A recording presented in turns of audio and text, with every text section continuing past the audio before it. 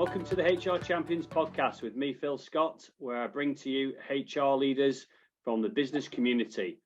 In this podcast, we'll be discussing their careers to date, their passion for HR and the challenges they have faced along the way. Today, I'm delighted to introduce Deirdre Ward, who is Head of People at Watford Community Housing Trust. I'm going to hand over to Deirdre, and if you'd like to introduce yourself and just tell the listeners a little bit about who you are. Surely, thanks, Phil. My name, as you say, is Deirdre Ward, and I'm the Head of People at Watford Community Housing. Our Watford Community Housing is what it says in the tin. We are a gateway housing association, which is based in Watford. We have social housing throughout the Three Rivers and Hertfordshire area. We have around about 5,500 homes with about 200 employees working for us. My team look after all areas of HR, from recruitment to training to employee relations to engagement to everything. Anything to do with HR, we deal with it. I'm very excited to chat to you more about what I've got up to so far. Thank you, Deirdre. So I'm going to start at the beginning. Can you tell the listeners how you first got into HR? I started in HR by accident. I think most people, a lot of people get into HR by accident. I worked in catering.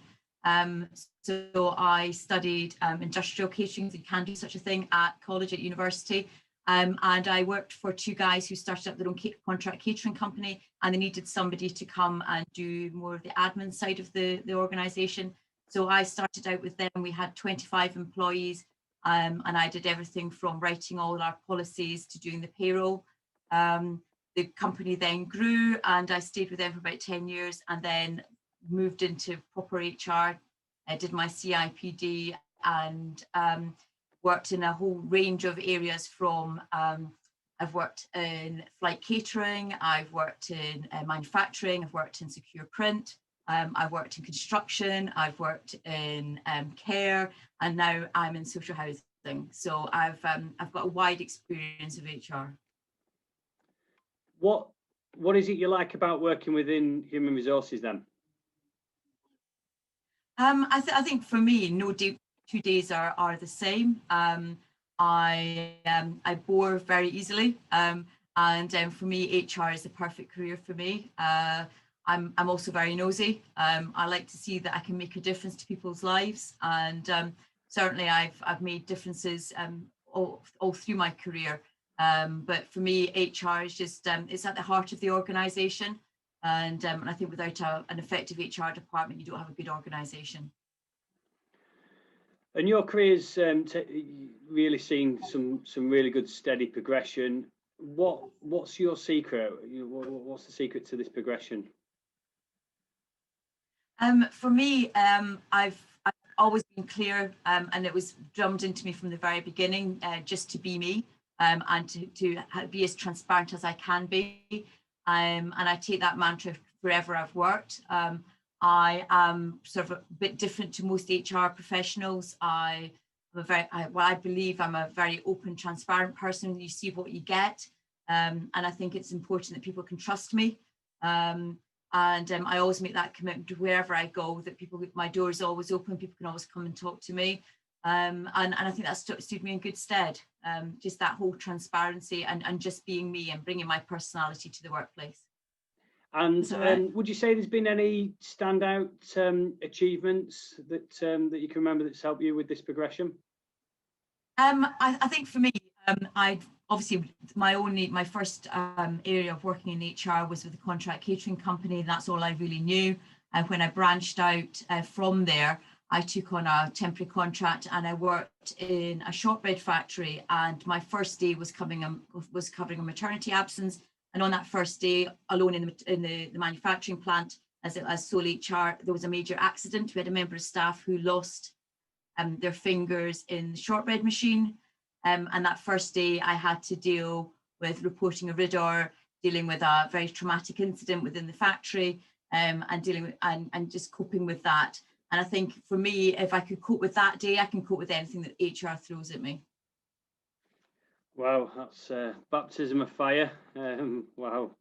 Definitely. And just in terms of HR and how you are within the organisations you work for, do you just stick to human resources, or do you try and get out operationally within the organisations? No, I think of HR silo and it never works, and then you're seen as, oh, HR says that. You've got to understand the business, and I've worked in a variety of businesses and different sectors, and I think I've always made sure, and I think it's very important for HR to make sure that they're embedded within the organisation, so you're seen as a key member of the leadership team, and a manager within the organisation, and HR second. You've got to show that people trust you. People have got to know that you know what you're talking about. You understand the sector, and you understand what their concerns and what their challenges actually are. And it's important. I mean, I've gone out in construction sites, and I think it's just important that you're part of the organisation. I mean, certainly with the emergence of COVID-19, HR has been called upon and extremely important with every single organisation out there. What initiatives have you launched recently? I mean, when we went into when COVID happened with us and we went into lockdown, for us as an organisation, probably about 2/3 of our organisation can work from home, but 1/3 of our organisation are frontline services. So we have we have tradesmen, we have frontline members of staff who couldn't do their job working from home and have to interact with our tenants no matter what. And it was very important that we made sure that they felt safe and that they felt part of the organisation. Throughout COVID, we've ensured that we've transferred our face-to-face offer to our employees to a virtual offer. Before we went into COVID, we were offering face-to-face Pilates for our operatives, which went down very well with them. We were able to show that we could reduce the number of days off they had sick due to back injuries and other musculoskeletal injuries. We went into lockdown, we couldn't do those face-to-face sessions. So that then continued that we did them virtually. So on a Thursday afternoon, if you logged onto our website or onto our Zoom site, you'd see members of the whole organisation doing Pilates, some in their living rooms, some in their gardens, and we had a complete mix of the whole organisation. We also have an on-site counsellor which we brought in recently to help our staff offload after dealing with many difficult situations. And again, we very quickly made that, push that to our virtual scenario. So we put the counsellor online as well. And again, throughout this whole thing, it's been working out how we can engage with members of staff. We sent out gifts and as most people did, bars of chocolate, sachets of tea and coffee to home workers to say, we're missing you in the office. And again, then we sent stuff out to our face-to-face operatives to make sure they weren't left out as well. So it's just thinking about what do we normally do, and then how can we transfer that into these new ways of working. And I know something we've talked about in the past as well that you've been pretty influential in is the sort of the whole package for employees and benefit packages. Talk to me a little bit about that. So we, when I first came to work for Watford Community Housing, that was about 7.5 years ago now. It was very much our benefits package was very similar to what people had when they worked for the council. And we wanted to show that we were different. We started working with an organisation called Reward Gateway, and we have our own platform with them. Allows our employees access to online discounts, so they can access if they're shopping at John Lewis and get 10% discount, things like that. And again, we were able to show to our employees that we can offer them the same discounts and the same benefits as other major employers are given. So we can offer the same benefits as Marks and Spencer's, as Misguided and places like that. And we're keen to make sure that our benefits and the offer that we make to our employees is not benchmarked against other housing associations. We like to benchmark ourselves against the open market. Our employees have the ability to work anywhere. So we want to make sure that we are an attractive employer to work with. One of our objectives is to be an organisation of choice. and that's we want our employees to want to work for us, not that they can only work for us. So it's very much looking at what benefits we can give. We've increased our death and service benefit. We make sure that we have very much very good flexible working packages. We've got a good paternity package for our employees. We do a fantastic development program. We commit that we will spend 1% of our turnover on our development program, and that's from our apprentices to graduates to putting people through their degrees.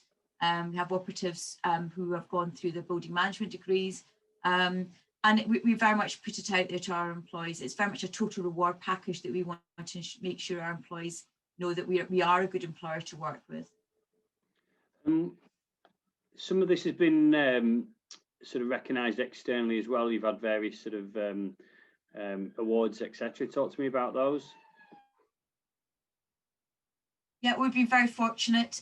We have, I personally and we as an organisation have won several awards.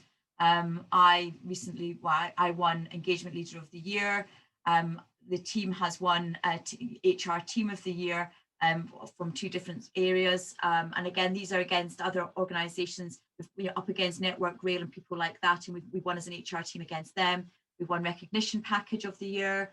And my ex-HR apprentice, who's now my HR officer, she won Rising Star of the Year. So we very much push ourselves out, and we try to make sure that we're batting above our weight, and we're comparing ourselves to employers throughout the UK. And how do you see HR within the organisation? I know we've talked about it previously about HR being pretty proactive amongst the organisation. How do you see it, HR within the organisation? For me, HR are the skeleton. We are there to ensure that managers have the tools to be able to manage their own members of staff. We want to make sure that our managers are empowered, and we will help them to find the desired solution, and not to hinder things. We'll work with them, the managers, to make sure that we're being proactive, and we're being very reactive to any issues that they do have. We do try to think ahead to make sure that we're training managers. For instance, we've had, unfortunately, we've lost a few members of staff recently, and we made sure that we were able to support members of staff, our managers, and we brought in Macmillan Cancer, working with cancer, make sure our managers have the skill to be able to deal with those issues. We've also brought in mental health first aiders in the office place. And again, it's just making sure that it's not HR said. It's very much it's the manager's decision. We very much we'll say that's an operational issue. We'll give them the policy, we'll give them the guidelines, but we say the decision that they make is their decision, and make sure that they're empowered to make that decision. And how's the organisation adapted to flexible working recently? Sure. I mean, we've always had people working from home, but it'd be people maybe working from home 1 day a week or on a short-term basis. And at the moment, we have probably about 2/3 of our organisation who are more than 99% of the time working from home. They can go into the office, but they're more than likely to be working from home. When we realised that we were going to be working on this basis, it very much fed into the way that we want to work. And it's very much that we're very much an output-driven organisation. It didn't matter when people were working, as long as their outputs were there. For example, we were very much aware that we had members of staff with childcare responsibility issues. And for them, we said, look, you don't need to do it. It's not about doing your 37 hours a week. It's getting your job done. That might include you having to, members of staff were logging on at the weekend or late into the evening. We did check that they weren't doing too many hours, so we did check in on them. But again, that was down to the relationship between them and their manager. So again, it wasn't for us as HR to nanny state anybody. It was for them to work out the right solution and agreeing it with their line manager. And again, it was pushing that down to make sure that the manager made sure that the output was being delivered. And as long as we could deliver a good service to our tenants through that time, that was the most important thing for us to do. So a little bit about you as an individual. I'm going to ask you some questions related to you. Okay. Who are the 3 people that have been most influential to you? Sure, I was thinking about, and I think initially it would have to be my headmistress back at my school when I was growing up, Mrs. Hiddleston. We had her. She passed away a couple of years ago, and but as girls at the school, we were very much told that girls could achieve anything. At her epilogue, it was very clear that she had achieved an awful lot that we didn't know anything about. But she was very much, she was very clear that we could do anything that we wanted to do, and I kept that with me. Next person that probably really influenced me was Quinton Heath. He was my HR director when I worked at Alpha Flight. He now works for British Sugar. And he was very much always looking forward and to make sure that you believe in what you're saying and make sure that you could stand up and people you had credibility within the workplace. And he was always looking for new ways of doing things, not just for the sake of it, but trying to find to make sure that we could engage properly with our workforce. And the final person that I think has probably influenced the way and my recent career has been Glenn Elliott, who was the chief exec at Reward Gateway. And he completely turned on its head the way that people and way I was looking at employee engagement. He challenged how people were looking at it, and I used to go and listen to hear him speak and read the books that he was writing, and very much taking on board just different ways of looking at it. And that's when I was really challenging the way I deliver HR and making sure that employee engagement is at the heart of everything that we do. Because if you have an engaged workforce, your customer is going to get a better service. Yeah, they're the three people who are always very they challenge what you're looking at and challenge what you were doing, but very much believing it within yourself. So they've probably influenced from myself at a very young age to where I am now. And as a leader, how do you learn? What sort of personal development do you do? I always want to make sure that I'm up to date with what's happening firstly within my sector, within the housing sector, and secondly, what's happening within the HR network. I have a large HR network. I've got very close links, funny enough, with the fast fashion brand. That's not easy to say, Misguided. And we learn from other HR departments and other internal communications departments what they are doing to engage with their workforce. And just working out if there's anything that we can beg, borrow, or steal, or ideas that we can learn from and say, well, we could do that. It will probably be on a shoestring compared to other organisations, but it's very much learning and picking up other bits about what other people do. But again, it's making sure that we're not just thinking of ourselves within the housing network and the housing sector, but looking outside as well. And have you faced any setbacks, and if so, how did you overcome them?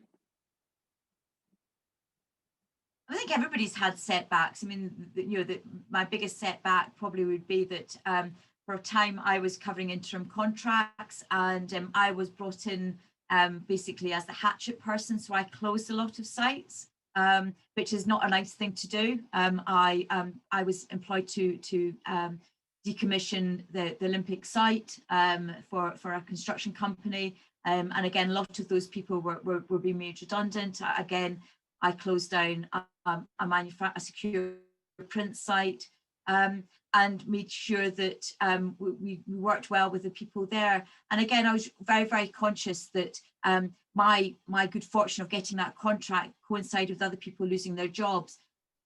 And it was making sure that I was able to show humility, and I was able to understand what they could be going through. When I was looking at shutting down the secure print site, I got in employers in the local area, other large employers, to say, well, where could these transferable skills be brought across? A lot of these employees have been working in the same industry for the past 40 years, and they didn't think they had any transferable skills. We worked with Amazon, and there was a dairy setup being opened up nearby, and we were able to show that actually the skills were transferable. So again, it was just making sure that, and again, it came back to my personal mantra that it's just being transparent, saying to people, I know this isn't easy, I know it isn't, and just treating everybody with respect as much as I could during those scenarios. What is the one common myth then about HR that you would like to debunk?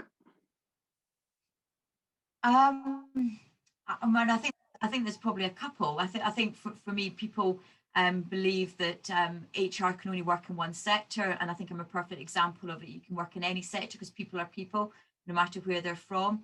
And probably the biggest myth is the fact that people believe that HR are soft and fluffy people. I think we are probably the hardest people out, and we'll not go for the jugular, but we'll very much cut through the nonsense and make sure we get down to the facts very quickly. I think we're seen as these people that hand out donuts and a biscuit at the end of the day, or do something soft and fluffy. But there's more to HR than just that. Certainly that's what I'll be telling my new HR apprentice, who will be joining us shortly. And are there any mistakes you've made that you'd like to share with us, and anything that you could help so that other people wouldn't make that same mistake? Sure. I mean, very much something that one of my first HR manager told me, and it was very much own what you're going to tell somebody.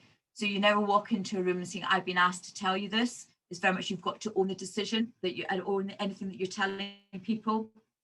Make sure you read around any information that you know about. So make sure you've worked out what questions you can be asked, and never go in unprepared. And again, it's that whole thing. If you go into a meeting unprepared, you're just going to be ambushed. I do remember one time I thought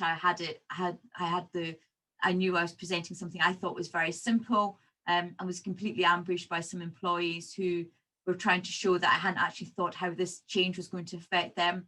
Never made that mistake again. I'll always respect that they were going to come up with some question that I wouldn't have thought of. So I always try to think ahead, what could they ask me, and then come up with that answer. Or even if I'm just going to say, look, I'm sorry, I can't answer that just now, I will come back to you.